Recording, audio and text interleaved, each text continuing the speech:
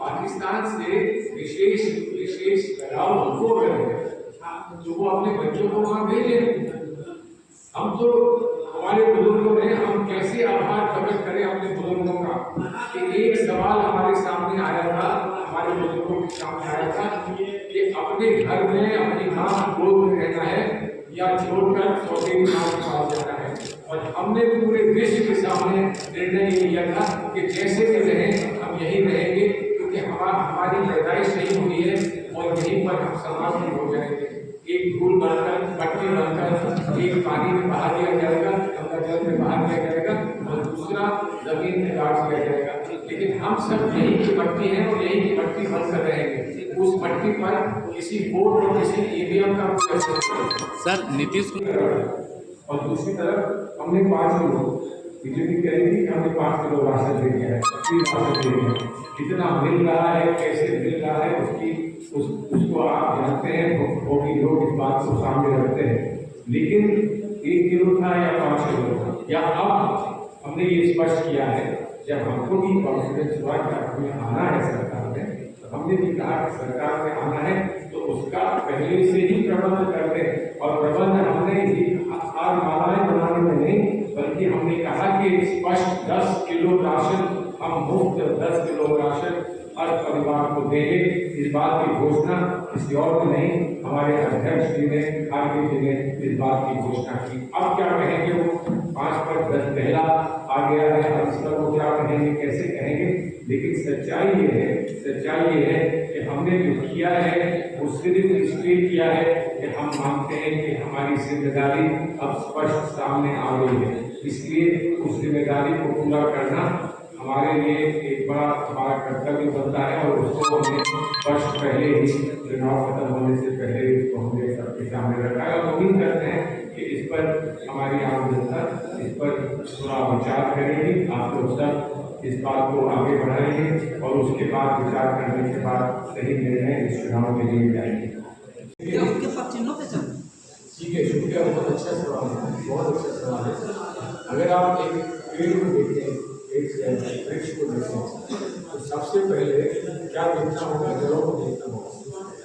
इस जड़ से ये पेड़ बड़ा है, उसके बाद आप बात कर सकते हैं कि फल कहाँ पर आया है, फूल कहाँ पर है, पत्ते कहाँ पर है, पत्थर हुआ है कि नहीं हुआ, वो सारी बात आती है। ये जो खदान का सब होगा, जो समस्या है, जो खाना देने की बात है या फूड सब्सिडी है या फ्री फूड है, ये कहाँ से, इसका आदम कहाँ से हुआ, राइट टू फूड से हुआ।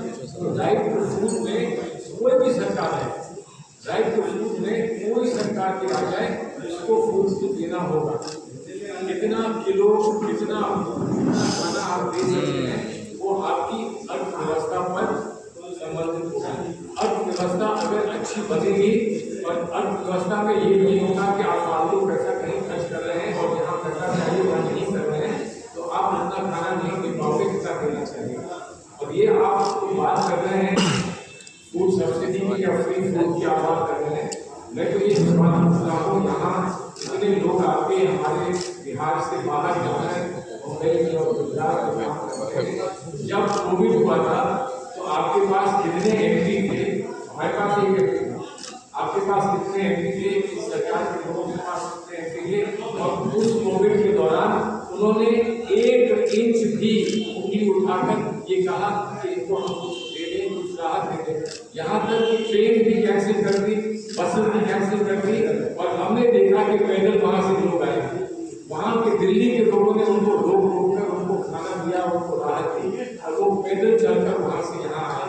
मैं तो कहता हूँ कि अगर किसी को इसको भारत रत्न देना था, तो उन लोगों को देना था जो पैदल चलकर वो यहाँ आए और मानवता में जिन्होंने अपनी आशा कोई नहीं, अपनी उम्मीद कोई नहीं, जिन्होंने इस देश की व्यवस्था में कहीं पर निराश होने का कहीं दिखाया भी नहीं, और सब कुछ देखकर वो यहाँ वापस आए और बैठे रहे।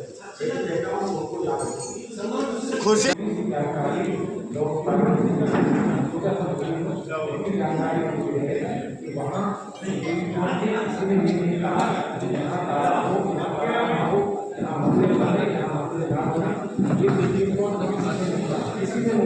सुप्रीम कोर्ट के बाकी के तथ्य क्या है,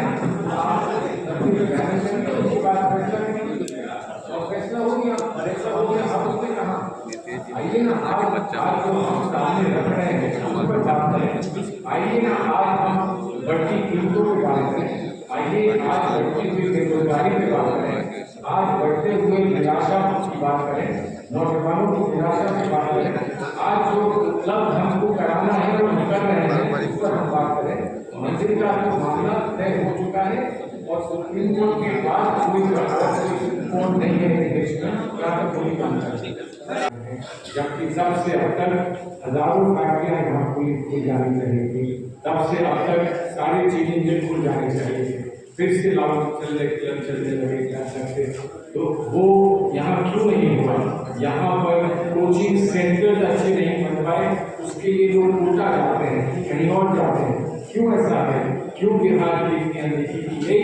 जबकि बिहार के बारे में प्रधानमंत्री ने एक बार नहीं 100 बार यहाँ आकर ये कहा है, अब हम आपको सेंट्रल यूनिवर्सिटी देंगे, अब हम आपको एक और एम्स देंगे, अब हम आपके पटना के एम्स को अपग्रेड करेंगे। क्या कुछ नहीं कहा है प्रधानमंत्री महोदय ने, क्या कुछ नहीं कहा है, लेकिन बिहार में वो दिखता नहीं है। अगर दिखता है तो आप मुझसे दूरी बचाइए, उससे प्रश्न पूछिए कि आपको नहीं दिखता, हमको दिखता है, लेकिन बिहार में ऐसा कुछ नहीं दिखता।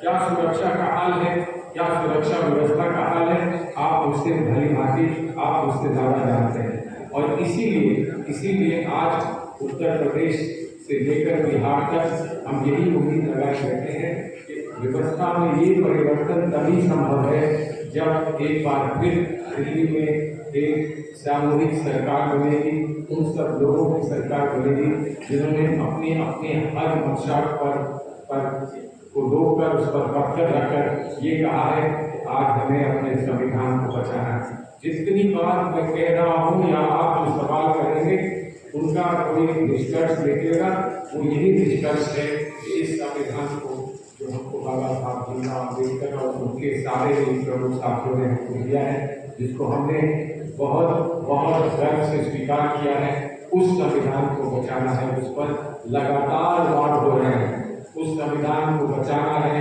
सुरक्षा देश को दिलाना है हमको। जो हमने सामाजिक न्याय की बात की है, जिस पर मैं समझता हूँ कि बहुत मजबूती से हमने अपने न्याय पत्र में एक बार फिर इस बात को दोहराया है। उस सामाजिक न्याय के लिए आज हमको अपनी जान लगा देनी है और वही उसी स्पिरिट में और उसी निष्ठा के साथ आज हम जगह जगह जा रहे हैं, आपके सामने भी आए हैं। आपके कोई प्रश्न हो आप अवश्य पूछना। पहले तो मैंने आपसे कह दिया कि तो वो ये कहते हैं कि आपकी भैंस ले जाएंगे, आपकी भैंस ले जाएंगे, आपका मंगलसूत्र ले जाएंगे, तो मंदिर तो बाद में आता है। मंगलसूत्र तो आपका निजी एक हाथ होता है, वहीं से अगर शुरू हो जाएगा फिर आगे क्या होगा? मैंने कह दिया कि हम जान अपनी देने को तैयार हैं अपनी बहनों की और माताओं के मंगलसूत्र के लिए, तो अगर मंगलसूत्र के लिए जान दे देंगे तो हम मंदिर के लिए क्या कुछ नहीं दे देंगे, मंदिर के लिए क्या कुछ नहीं दे देंगे। इसलिए कि अगर उनका ऐसा मानना है कि ताले लग जाएंगे, बुलडोजर चल जाएगा, हम तो मानते हैं कि बुलडोजर किसी पर नहीं चलना चाहिए। कानून है देश में और कानून के माध्यम से ही, कानून की ही वजह से आज मंदिर बना है और मंदिर बना है तो वो मोदी जी ने नहीं बनाया है। तो सुप्रीम कोर्ट ने ये कहा कि आप लोग आपस में बैठकर अगर नहीं तय कर सकते तो हम तय करेंगे, और सुप्रीम कोर्ट ने तो क्या फैसला किया, ये कहा कि यहाँ पर मंदिर है और यहाँ पर मस्जिद बनेगी, मस्जिद का भी फैसला किया। तो अगर वो दावे लगाने की बात करते हैं तो उस पर कभी कुछ समझ की बात होती है। तो लोग कहते हैं कि मस्जिद सबसे दावे लग रहे हैं, ये कहते हैं, लेकिन वो पक्षपात क्यों कर रहे हैं जहाँ पक्षपात नहीं है? जिस मंदिर को पूरे देश ने स्वीकार किया उस मंदिर के लिए बंटवारा क्यों कर रहे हैं? जो भगवान सबका है, जो भगवान सबका है, उस भगवान की पर्सोना में, उनकी पर्सनालिटी में क्यों वो पक्षपात करके भगवान को बांट रहे हैं? अब इसका फैसला लोकतांत्रिक तो होगा ही होगा। अब पता नहीं भगवान भी उसके बारे में कुछ व्याख्या करेगा कि नहीं करेगा, वो हमें नहीं जानता। प्राइम मिनिस्टर से कोई आदमी की हल्की बहस नहीं कर सकता है, लेकिन उनको ये लगा है कि ये मुस्लिम लीग का मैनिफेस्टो है, तो उन्होंने ये हमें नहीं बताया कि उन्होंने मुस्लिम लीग का मैनिफेस्टो का पढ़ा। तुलना तो वो तभी करेंगे ना जब दोनों मैनिफेस्टो को पढ़ेंगे, और अगर वो तुलना वो नहीं कर सकते हैं, उस स्थिति में वो नहीं है, तो हमको यही बता दें कि ये मुस्लिम लीग का मैनिफेस्टो कैसे होगा। उन्होंने ये नहीं कहा कि ये नहीं कहा कि तुष्टीकरण का मैनिफेस्टो, ये कहा कि मुस्लिम लीग का मैनिफेस्टो है। ये बहुत दिलचस्प बात है। लेकिन तुष्टीकरण की बात भी होती, तुष्टीकरण की बातें होती, तो तुष्टीकरण और न्याय इनमें फर्क समझना चाहिए। न्याय में हम ये नहीं कह सकते हैं कि सिर्फ एक वर्ग को न्याय मिलेगा, हमें ये कहना होगा कि न्याय सबको मिलेगा। इसलिए कि मोदी जी की कुछ बात तो ठीक लगती है, जो वो कहते हैं कि सबका साथ, सबका विकास, सबका विश्वास। अब वो उसको क्रियान्वित करें ना करें वो अलग बात है, लेकिन वो कहते हैं हम इस न्याय पत्र में हमने ये कहा है कि किसको क्या अधिकार अभी नहीं मिल पाया है, मिलना चाहिए, कौन सा अधिकार पहचान मिलना चाहिए। तो हम उसमें ये नहीं कह सकते कि इसमें कोई महिला नहीं होगी, इसमें कहीं बच्चा नहीं होगा, इसमें कहीं कोई अल्पसंख्यक नहीं होगा, इसमें कोई बहुसंख्यक नहीं होगा, ऐसा नहीं कह सकते। इस देश के संविधान में जिन लोगों को विश्वास है, उस विश्वास को हम देश नहीं लगने दे सकते हैं। और मुझे गर्व है इस बात का कि हमारे मुल्क के हर वर्ग के और हर धर्म और जाति से जुड़े हुए लोग विश्वास संविधान में करते हैं। अगर मोदी जी को विश्वास संविधान में नहीं है तो उसका क्या जवाब दे सकता है? उसका जवाब तो जनता देगी और 4 तारीख को पता हो रहा है। वैसे मकसद बिहार के बारे में है, बिहार के भविष्य के बारे में है, बिहार के बच्चों के भविष्य के बारे में। जो हमारा संकल्प है, जो हमने न्याय पत्र दिया है, उसको लेकर उससे गारंटी जो हमने दी है, उसको मैं समझता हूँ कहीं हमारे इतिहास में पिछले 20-30 वर्षों के इतिहास में ऐसा मैनिफेस्टो कभी हम भी नहीं दे पाए थे, और तो किसी को देने का प्रश्न नहीं उठता था। हम भी इतना दूरगामी कभी मैनिफेस्टो नहीं दे पाए थे जो आप हमने प्रस्तुत किया है। और जिस मैनिफेस्टो को दिन रात राहुल गांधी जी ने देश को दिया है, देश को समझाया है, देश के सामने रखा है, और उसी को हमने एक मैनिफेस्टो के रूप में प्रस्तुत किया है। जहाँ पर हम नौजवान रोजगार से जो वंचित है, नौजवान जिसको बार परीक्षा की तैयारी कराते, हम पेपर लीक के कारण या किसी और कारण उसको कैंसिल करा देते हैं, और उसकी वजह से नौजवान की निराशा बढ़ती जा रही है। जिस देश में नौजवान निराश हो जाए, उस देश का भविष्य क्या होगा? इसलिए हमारा संकल्प है कि ऐसा अब नहीं होगा, आने वाले समय में ये कभी नहीं होगा, और नौजवान को रोजगार देने के लिए जो कुछ संभव है वो किया जाएगा।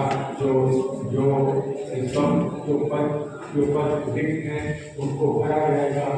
पहली नौकरी का वायदा हमने किया है, और हमने ये भी कहा है कि नौजवान को अप्रेंटिसशिप में 1 लाख रुपया देने को दिया जाए। वैसे ही घर में जो व्यवस्था है, घर की व्यवस्था को देखने वाली हमारी महिला है, जो घर में चूल्हा जलाती है ताकि हम खाना खाते जाए, रोजगार ढूंढने के लिए जा सके, वहाँ पर वो चूल्हा जलता रहे, इसके लिए क्या व्यवस्था करनी है। तो वहाँ पर हमने ये कहा, स्पष्ट कहा है कि घर की महिलाओं को 1 लाख रुपया हर वर्ष दिया जाएगा, प्राप्त होगा। बहुत सारी स्कीम है, जैसे अग्निवीर स्कीम है, जो मैं समझता हूँ कि बहुत लोगों के अरमानों पर जिससे पानी फेरा है, उससे मैं भी अभी प्रयास में लगा हूँ कि दिल्ली हाईकोर्ट के सामने हमें कोई राहत मिल जाए। एक दफा केस हुआ था, लेकिन हम उस केस को हमने फिर से उठाया है, और ये कहा है कि जो लोग तैयारी कर रहे थे रेगुलर अपने रिक्रूटमेंट की, उनको कम से कम अग्निवीर का रिक्रूटमेंट का तो मौका उनको मिलना चाहिए, चाहे 1-2 साल 1-2 वर्ष का उनको एक्सटेंशन दिया जाए। इसका ये 27 तारीख को फिर से हाईकोर्ट के सामने आ गया। लेकिन हम लोग सब इसको हमने अपने मैनिफेस्टो में भी कहा है कि अग्निवीर की जो स्कीम है उसको हम सरकार में आते ही तत्काल उसको हम समाप्त करेंगे। तो ये आज की एक पेशकश है आपके सामने। तो कांग्रेस कहाँ से आ गई? जहाँ तक उनका सवाल है तो आएगी नहीं कांग्रेस, तो सब रिश्ते न से वो तो हम मानते हैं कि कांग्रेस आ रही है क्योंकि वो 400 नहीं ला रही। सर नीतीश चीजें हो रही है इस चुनाव में, जो बड़े कष्ट की बात है, जो बड़े दुख की बात है। क्या कुछ नहीं कहा जा रहा है और किस लेवल से कहा जा रहा है? प्रधानमंत्री के लेवल से, गृह मंत्री के लेवल से कहा जा रहा है। बताइए, ये कहा जा रहा है कि हम चाहते हैं कि गरीबों की भैंसें हम ले लें। बताइए, ये कहा जा रहा है कि हम माताओं और बहनों के जो मंगलसूत्र है वो ले लें। मैंने इस बात को उत्तर प्रदेश में कहा, मैं यहाँ भी आपको दोहराता हूँ। सरकार के हमसे कह रहे हैं कि हम क्या करने को तैयार हैं मंगलसूत्र की सुरक्षा के लिए, तो हम जान देने के लिए तैयार हैं। हमने इस देश के लिए जान निछावर की है, एक बार नहीं 1000 बार और 1000 बार करेंगे। लेकिन जहाँ मंगलसूत्र की बात आएगी उस पर कहीं आँच आती है तो सबसे पहले हमारी जान निछावर होगी अपनी बहनों के लिए, अपनी माताओं के लिए, बताने के लिए कि इस देश की एकता, हमारे समाज की एकता कितनी मजबूत है और कितनी गहरी है और जिसे कोई हटा नहीं सकता, हिला नहीं सकता। मैं उत्तर प्रदेश से आता हूँ, आप यहाँ भी माँ गंगा बहती हैं। गंगा और जमुना का जो मिलन होता है हमारे उत्तर प्रदेश में, इलाहाबाद में, प्रयागराज में, जहाँ मिलन होता है, वो हम तहजीब मानते हैं, इस देश की परंपरा इस देश की मानते हैं, इस देश की सभ्यता हम मानते हैं कि हम उसको, उस सभ्यता को गंगा जमनी तहजीब कहते हैं। कोई गंगा और जमुना को अलग नहीं कर सकता, कोई मंदिर और मस्जिद को अलग नहीं कर सकता। आज ये बात कह दी जाती है कि मंदिर पे ताले फिर लगेंगे। अरे ताले मंदिर पे कैसे लगेंगे और क्यों लगेंगे? सिर्फ इसलिए कि तुम चाहते हो तुम्हें कुछ वोट मिल जाए, वोट के लिए तुम ताले की बात करते हो। हम सम्मान इस देश में मंदिर, मस्जिद, गिरजाघर, गुरुद्वारे का सबका करते हैं। और आज जो सामना हो रहा है, जो विचारधाराओं का सामना है आज, वो इसी बात का है कि कोई जोड़ना जानता है और कोई तोड़ना चाहता है। तोड़कर प्रयास ये है कि हम सरकार में फिर से काबू हो जाए, जोड़कर उम्मीद है कि हमारे बच्चों को एक अच्छा भविष्य मिल जाए। लेकिन जब मैं ये सोचता हूँ और मैं बिहार के इतिहास पर नजर डालता हूँ, उन्होंने कितनी सरकारें पैदा करी है, इसका सवाल